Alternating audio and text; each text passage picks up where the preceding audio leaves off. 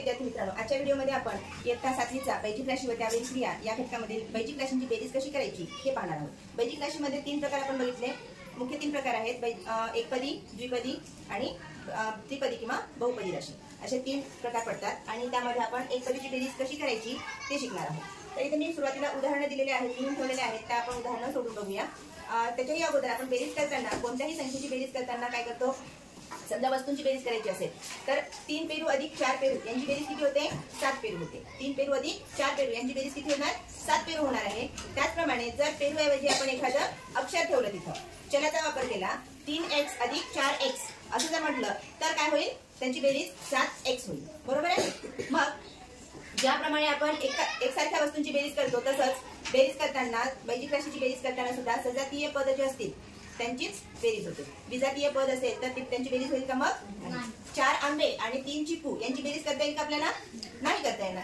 कशी करता येणार, किती होणार आहे, फळं एकूण किती होणार आहे, आंबे किती होणार आहे आणि पेरू किती होणार आहे, मग त्यामुळे 4 आंबे आणि 5 चिकू यांची बेरीज करता येईल का आपल्याला, नाही। त्याप्रमाणे 4x आणि 5y यांची बेरीज सुद्धा आपल्याला करता येणार नाही। याच्यावर आपल्याला असं सांगता येईल की जेव्हा आपण बैजिक राशीची बेरीज करतो तेव्हा सजातीय पद असेल तरच त्यांची बेरीज करता येते। सजातीय पद म्हणजे ज्यांचे चल आणि त्यांचा घातांक समान आहे अशा संख्यांची किंवा अशा राशींचीच आपल्याला काय करता येते, बेरीज करता येते। चला तर मग आपण काय करूया, आता एकपदीची बेरीज कशी करतात ते पाहूया।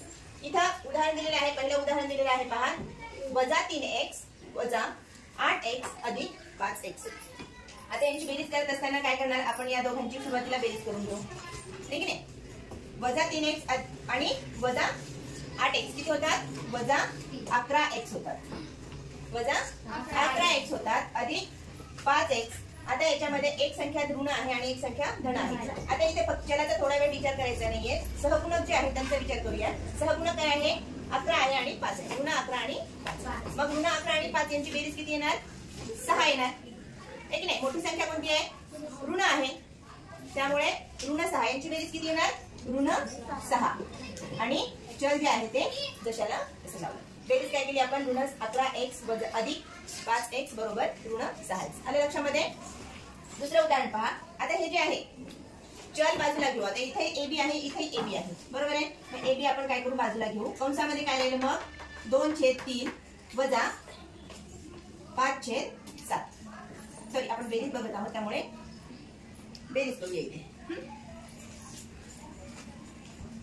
बेरीज बघायला ना आपण, त्यामुळे 2/3 AB अधिक 5/7 AB यांची आपण बेरीज करणार आहोत। आपण बाजूला काय काढलं, कंसाच्या बाहेर सारखं आहे म्हणून दोघांमधून एक काढलं। जर AB ने या दोघांनाही गुणलं तर काय तर ही राशी मिळते आपल्याला। मग आपण काय करणार आहोत, AB तशाला तसे ठेवले आणि आता हे काय मिळालं आपल्याला, अपूर्णांक आहे।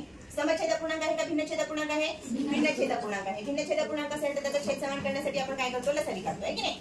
7 21।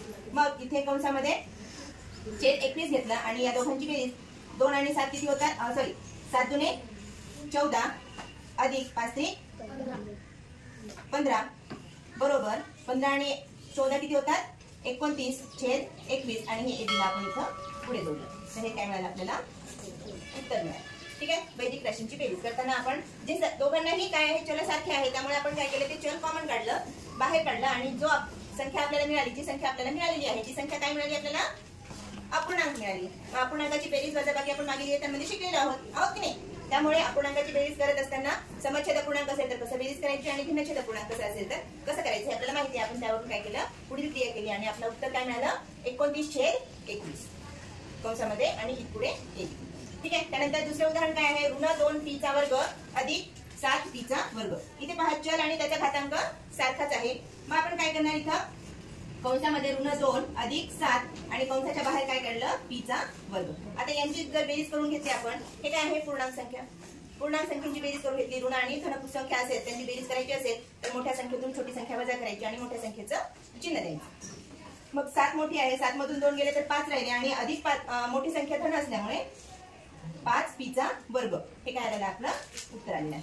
हे झालं एकपदीची बेरीज करताना आपण याप्रमाणे जे काही चल आहे त्या चलला आपण कॉमन ठेवलं, कॉमन काढल्यानंतर ज्या संख्या राहिलेल्या आहेत किंवा सहगुणक होते त्या सहगुणकांची बेरीज करून घेतली आणि उत्तर लिहिलेलं आहे, ठीक आहे। आता द्विपदींची बेरीज करायची आहे, ऍडिशन ऑफ बायनॉमियल एक्सप्रेशन।